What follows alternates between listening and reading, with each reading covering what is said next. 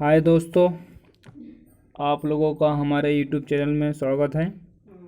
आज हम लोग बात करने वाले हैं क्लास 12वीं के पहला चैप्टर संबंध एवं फलन। देखो रिलेशन एंड फंक्शन। देखो संबंध एवं फलन क्या होता है। संबंध हमेशा दो वस्तुओं के बीच होता है। जो हमारा संबंध होता है हमेशा दो वस्तुओं के बीच होता है। संबंध बनाने के लिए दो वस्तुएं चाहिए। जैसे राम महेश का भाई है, एक हो गए राम, एक हो गए महेश। को राम जो है वो महेश का भाई है, दोनों के बीच संबंध भाई का है। इस प्रकार एक देख लेते हैं हम लोग। ये देखो, ए में है 5, 6, 7 और बी में है 4, 13 और 12। देखो आर इस प्रकार है कि बी बराबर ए प्लस 6, मतलब कि ए वाला अंक में 6 जोड़ें तो हमें क्या प्राप्त हो, बी प्राप्त हो। देखते हैं ऐसा कितने संबंध हैं। हम लोग लेते हैं बी बराबर ए प्लस 6। ए बराबर हम लोग 5 रखेंगे पहला वाला। बी बराबर क्या आएगा, 6 5 11। एक आ गया हमारा 5, 11। दूसरा देखो, अगर ए बराबर हम लोग 6 रखते हैं तो क्या आ जाएगा, बी बराबर आ जाएगा 12। हमारा क्या हो गया 6, 12। अगर ए बराबर हम लोग 7 रखते हैं तो बी बराबर क्या आ जाएगा 13।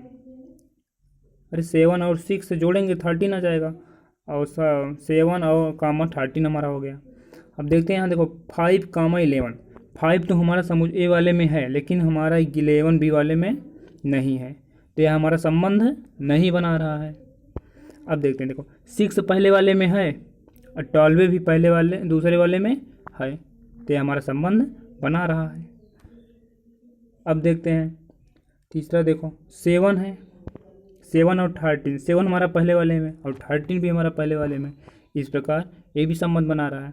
हम जहाँ आता कह सकते हैं कि संबंध कार्तीय गुणनफल का एक समुच्चय होता है। जब कार्तीय गुणन करें और दोनों जो कार्तीय गुणन आए हमारे अगर दोनों में मिल रहा है तो समुच्चय, तब वो है संबंध बना रहा है। अगर नहीं मिल रहा है तो संबंध नहीं बना रहा है। संबंध बनाने के लिए हमेशा दो वस्तुएं चाहिए। बिना दो वस्तुओं के लिए संबंध नहीं बनता है। संभवतः आप लोग संबंध समझ चुके होंगे। अब देखते हैं संबंध कितने भाग होते हैं। हम लोग संबंध के भाग के बारे में पढ़ते हैं। संबंध के प्रकार, टाइप्स ऑफ रिलेशन। ये पहला होता है रिक्त संबंध। जैसे रिक्त समुच्चय पढ़े होंगे उससे होता है रिक्त संबंध, उसी आधार पे है। देखो, ऐसा संबंध जिसमें कोई भी क्रमित युग्म ना हो, जिसमें कोई भी क्रमित युग्म ना हो, उससे हम लोग रिक्त समुच्चय कहते हैं। देखिए ए में है 1 2 3 4 5 और समुच्चय बी में है 4 3 2 1। हमारा रिलेशन आर इस प्रकार है कि a माइनस बी बराबर 10। अब बताओ, ए में से हम बी वाला घटाएं और 10 आए, ऐसा संभव हो सकता है? एक में घटाओगे 4 -3 आएगा, 2 में घटाओगे 3 -1 आएगा, मतलब कि ए वाले में से बी घटाओ 10 आना चाहिए। हो सकता है? नहीं आएगा। इस प्रकार ये हमारा रिक्त संबंध है। कोई संबंध नहीं मिल रहा है तो हमारा कौन सा संबंध हो जाएगा, रिक्त संबंध। रिक्त संबंध क्या होता है, ऐसा संबंध जिसमें कोई भी क्रमित युग्म ना हो, उसे हम लोग क्या कहते हैं, रिक्त संबंध। अब हम लोग बात करते हैं दूसरे वाले को, सार्वत्रिक संबंध। किसी समुच्चय में संबंध आर को सार्वत्रिक संबंध तब कहेंगे यदि ए का प्रत्येक अवयव ए के सभी अवयव से संबंधित हो। जो ए का हमारा अवयव हो वही हमारा ए के सभी अवयव से संबंधित हो। देखो जैसे ए में हम लोग लिए समुच्चय में ले लिए 1 2 3। आर हमारा जहाँ इस प्रकार है संबंध, बी माइनस एक पूर्णांक है। अगर बी माइनस 1 हम करें तो एक पूर्णांक है। जो समुच्चय ए है हमारा, ये बी भी इसको ही मान लेंगे। देखो जहाँ आर हमारा संबंध है 1, 1, 1, 2, 1, 3, 2, 1, 2, 2, 2, 3, 3, 1, 3, 2, 3, 3, इस प्रकार है। और हमारा देखो जो हम लोग ए इंटू ए कर रहे हैं, क्रमित युग्म निकाल रहे हैं, तो क्रमित युग्म में और जो हमारा ये आया है संबंध, दोनों समान है, दोनों हमारे समान। हम ऊपर ही बता चुके हैं, यदि ए का प्रत्येक अवयव ए के सभी अवयव से संबंधित हो। अगर हमारा जो हमारा रिलेशन आया है और जो हमारा क्रमित युग्म आया है, अगर दोनों एकदम सेम मिल रहे हैं पूरा, तो हमारा कौन सा होगा, सार्वत्रिक संबंध होगा। यदि हमारा संबंध और क्रमित युग्म में पूरा पूरा ना मिले तो हमारा वो सार्वत्रिक संबंध नहीं होगा। देख लीजिए इसमें पूरा पूरा मिल रहा है, इसलिए हमारा ये सार्वत्रिक संबंध है। अब हम लोग बात करते हैं सौतुल्य संबंध, रिफ्लेक्सिव रिलेशन। समुच्चय ए पर परिभाषित संबंध आर सौतुल्य कहलाएगा यदि ए हमारा इस प्रकार हो, ए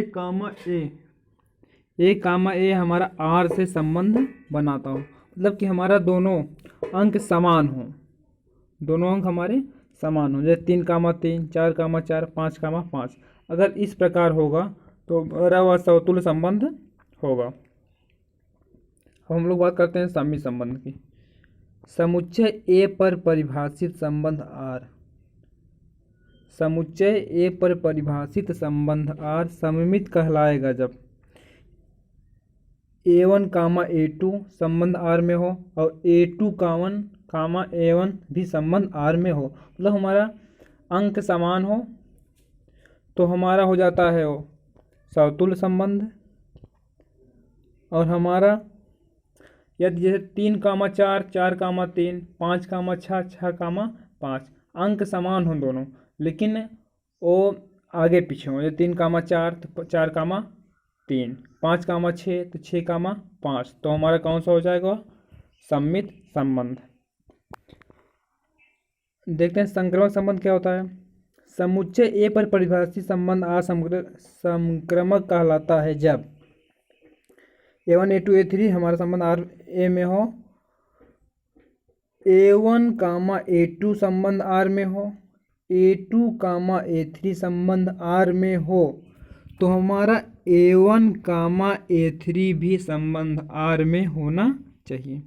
यहाँ हम लोग A1, A2 लिए हैं, यहाँ 2 और 3 लिए हैं, मतलब 1, 2 लिए हैं, 2, 3, तो हमारा 1 और 3 वाला मतलब A1, A3 भी हमारा संबंध आर में हो तो हमारा संक्रमक संबंध कहलाता है।